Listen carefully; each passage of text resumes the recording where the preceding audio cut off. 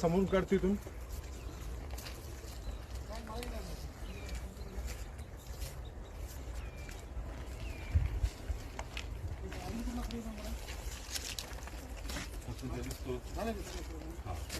हायस्कॉट आपला 45 आहे हा इथून असा तो कोपरा पुढे गेलेला आहे. आता कोणी याच्यावर कब्जा केलेला नाही जागेवर? काहीच ना संकेत फिरतात ना साहेब त्याच्यावर. तो काय प्रवीण सकाराम पाटील हे या जागेत आले कसे काय साहेब? बोलवले तुम्ही त्यांना?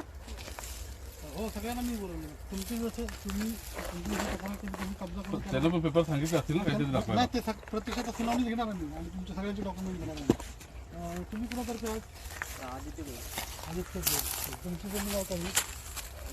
साहेबांनी सांगितलं की आम्हाला कामावर ठेवलं. आणि या जमिनीचे डॉक्युमेंट कुणाकडे आहेत?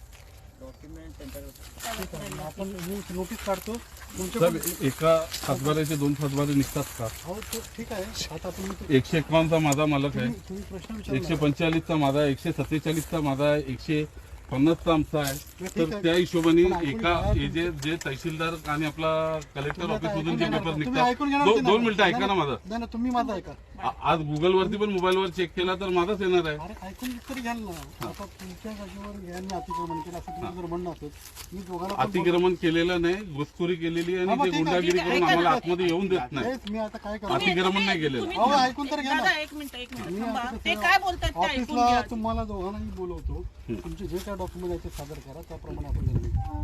बरोबर मी ऑफिसला चालेल, ठीक बोलवतो. चला त्याप्रमाणे आपण एक पत्र आपल्याकडे